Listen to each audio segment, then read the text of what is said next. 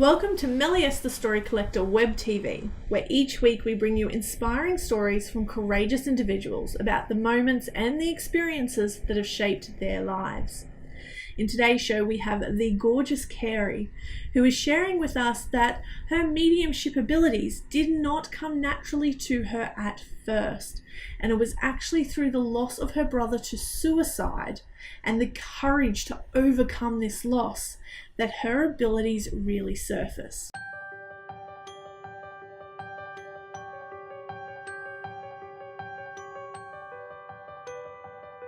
Well, I guess this story really illustrates for me how two things really, how you can take the loss of a loved one and give it meaning and purpose, and how it doesn't have to be detrimental. It doesn't, it can be a gift, so to speak. Yeah. Secondly, I guess my story with mediumship does illustrate that mediumship is for everyone, and that a gift of spirituality and something like mediumship and being able to help people can come out of tragedy. Beautiful, beautiful. So what happened? Who did you lose? What started all this? Well, it was back in 1995, and I lost my only sibling, my brother. He took his own life. Wow, that would have been hard to deal with. It was. I was a new mum at the time. My baby was 7 months old. And I was coming to it from, I had no inkling what spirituality was about. My brother was 23.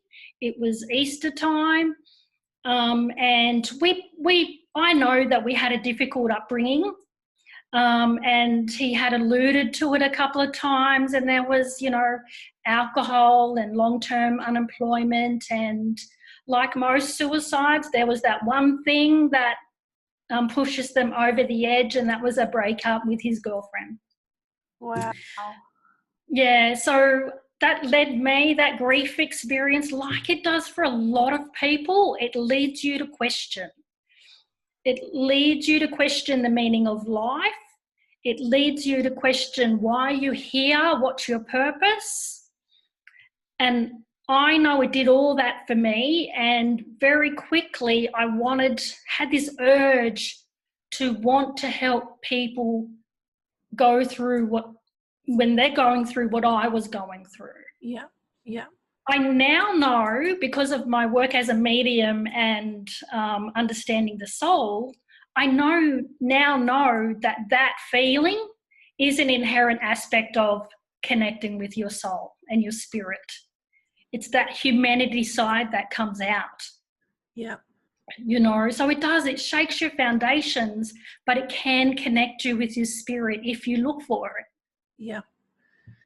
So what was it like then going through that stage of grief and not really getting any answers, because you don't have that person to then turn to and say, what's going on? I think I never really had, for me, because I understood the difficulties we had growing up. Yeah. And I understood his alcoholism. I understood lots of those aspects. I didn't really question why he did that. Yeah, you had an inside knowledge. Yeah. I know now lots of people do question. There's always questions around a suicide as to why. But I just, being his sibling and both of us going through the same sort of childhood, I understood his pain more than anyone else, I guess. Yeah, yeah. So it really sort of became, one, I needed to still focus on my baby. Like that was, I was a new mum, so that was a big focus. Yep. And then probably I would have been just under 12 months, and a friend suggested I read a book called The Celestine Prophecy by James Redfield. Have you heard of that book? No, but I'm going to take notes after we finish this, because I have a feeling I'm meant to read that one. Okay, well, it's a novel. a fictional story, but each chapter has a spiritual undertone. And it talked about energy, and it talked about coincidences that aren't really coincidences. And I just got to the end of that book within 3 days, and I'm like, oh my God, this is the meaning of life for me. And I read that book in March of 96, and from that moment, my commitment to conscious awareness and to my spirituality has never wavered. And I guess and I needed it, you know, I needed to find purpose for my life. It wasn't enough to go to work, come home, look after a new baby, Yep. And just exist. I needed more than that. And I will say now I also needed answers to what my afterlife looked like. Okay. You know? And that one a bit more. Well, I think from my grief, while I didn't realise it at the time, I needed, one, to know he was okay, and to sort of understand the process more. Like, I'm a big, you know, like analyzer. Yep. And I still will analyse lots of stuff when it comes to things like mediumship and the soul's journey and all that sort of stuff. But I really needed, I think, like a lot of people do, is what were my beliefs when it come to the afterlife and to God? Yeah. And it was my grief process that pushed me into really finding the answers for that. Yeah. And yes, those things have shifted and changed over the years as I've sort of grown and learnt more. But my commitment to the fact that there is a greater consciousness, a God, whatever you want to call it, has never, ever wavered from that moment. Yep. So it was through your brother's suicide and that trauma, that grief, that really put you into your life's purpose right now. Absolutely. Like, one of the things that I like people to know about me is the fact that before that time, I did not have any psychic awareness or any mediumship ability. I wasn't someone that saw dead people as a child. You know, I didn't make psychic premonitions. But 20 years later, I sit here as a proficient medium that does communicate with the spirit world and does have all of those kind of experiences now. So for me, because of my experience, I honestly believe that it's an inherent aspect of the soul. It's there for everyone. It's just what you choose to do with it. Yeah. It's whether we choose to tap into it. Yeah. Absolutely. Just like whether they're a creative artist or a musician, it's the nurturing and attention you give it that will see whether it flourishes in your life or not. Yeah. Well, it seems we're on the subject and we're kind of heading that way. Do you feel people have to go through a trauma in order to wake themselves up to this inherent ability within themselves? No, I don't feel like people have to go through a trauma, because I've certainly over the years seen people come to it just because of fear of the spirit world, or they've had psychic experiences, and that helps them step into their spirituality. Or there's a need they just even have this restlessness within, and they want to find answers to that. I just think perhaps it gets to a point, and this probably wasn't even true of me, I don't know, but sometimes, especially later in life, it's just the catalyst. I think it's not even necessarily the thing that has to happen.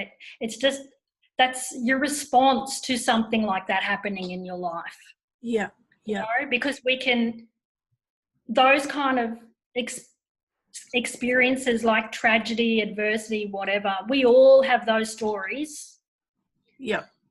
It's just how we choose to respond to it, you know, like we can choose to fall in a heap and be in crumbled mess for years and years and years, and it can determine your life like that.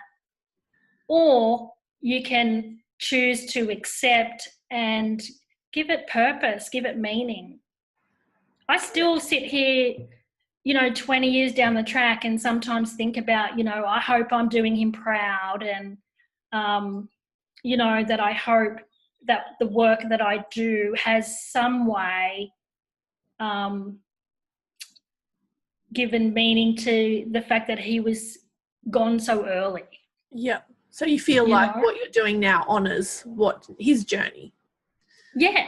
And I still will go, I hope I'm doing it okay, sorry. Oh, no, it's beautiful. Thank you so much for having the courage to share with us, because I do feel that it's the courage to overcome these moments and find something deeper and be able to help people with it that really does determine our lives, like you said. And you have done a very courageous thing in taking a very traumatic event and turning it into something beautiful. Thank you. And I just, it's a kind of thing of even though I have what some people call gifts or certain special abilities, I don't see it that way. I see it as they're just naturally there for all of us, and I just chose to make that moment in time in my life and the loss of my brother, try to be a gift. Yeah. And to try and I needed purpose. That's what I say to people. I needed a greater purpose to me to continue to live here. Yeah. So you kind of had that emptiness within you, and spirit helped fill that space and went, this is what fulfillment is for you. Absolutely. That exactly what it is. And I know that spirit does that for people in a lot of different ways, whether it's enough that they come and have a reading, because I know people have had readings and it's been enough to change their life enough. Or for others, it is finding their purpose and getting that fulfillment, and it's connecting with the spirit within them that leads them there. Yeah. So it's a lot of internal work, that self-connection journey that really matters. And yes, essentially, it doesn't matter how you go about that. We all go about it differently, whether it's Buddhism, for me, spiritualism, for some yoga, Yeah. It doesn't matter how we go about it, but essentially it's that inner connection that will lead you to find that fulfillment, that purpose, and overcome any adversities that are in your life. Oh, that's beautiful. I love it. So do you just do readings for people, or do you help people step into their own mediumship as well? Absolutely. I do help people step into their own mediumship, and more I'm helping more mediums just even strengthen that connection and take it deeper. And that's a real passion of mine, is that we can take it deeper. I don't think there's any limits, to be honest. Yep. But yeah, so that's the work that I do. And I guess the thing is, one thing I will share is, I'm just sort of getting a bit of a notion to share, is yes, I do occasionally connect with my brother. Wow, that would be amazing to still have that relationship after death. Yeah, he certainly not in the early days. It wasn't there in the early days because my grief would have been too much, But there was a time I used to own a spiritual development centre, which was all focused on mediumship, and he used to come in and teach, so people would practice readings. Yeah. And he would work with me as a teacher and come through them so that they could work it out, But these days, if he's around, it's like he's giving me a heads up for the fact that I've got something emotional or challenging coming. So he's like your guardian angel, your little warning. Yeah, be prepared, ground yourself, it's coming. Yep. And him saying, it's okay, I'm here, this is just something you've got to go through, but we're here, and just know it's okay. Wow, that's a beautiful relationship to have. Yeah, I do feel sort of blessed with that, and it is nice, and I actually feel like he probably has grown phenomenally more in the spirit world than what he could ever have done here. Yeah. Yeah, maybe life was just too much, but spirit world is where he belongs. Well, for now, yeah. Yeah. So you said you had none of these abilities at all as a child? No inkling at all? Not that I recognise. Like, I can remember being in my room and seeing images of men in trench coats and white horses, but I still think that they were my imagination. Yep. They didn't talk to me, like they were just there. There was no conversations going on, and it was all fear-based. I had a lot of fear as a child. So I didn't see things like angels trying to make me feel better. Yep. There was the only psychic premonition that I had before I was 26 and turned it all on was a dream that I had about a guy that I was seeing, and he ended up playing up on me. And the dream played out like, it was what happened in the dream happened in real life. So maybe deja vu. Yeah, exactly. That was the only thing that I can count of any psychic awareness. Yeah. Before that. I sort of do think I was probably what we call empathic or clairsentient, and would take on a lot of people's energies. But you know what? That's everyone, to be honest. Yeah. There's not really a lot of specialness in that. Like, yeah. there's not a lot of, oh, hey, you're psychic. I couldn't quantify any of it. Didn't even know that. At the time, I wouldn't have known. That's me knowing what I know now, and looking back and understanding it. Hindsight's a beautiful thing, isn't it? Exactly. So there was nothing that I can go that stood me out to go, oh, you've got some sort of ability. Yeah. So no wonder you're so passionate about teaching people that everyone has it inside of them then. Yeah, absolutely. Because I do think sometimes it's put on this pedestal, and sometimes it's only for the special and the gifted, and the ones that have been natural born mediums, whereas I sort of go, well, we're all natural born mediums, really. Oh, that's beautiful. I love it. Yeah, it's just like anything, you just need the knowledge and the skills to tap into it.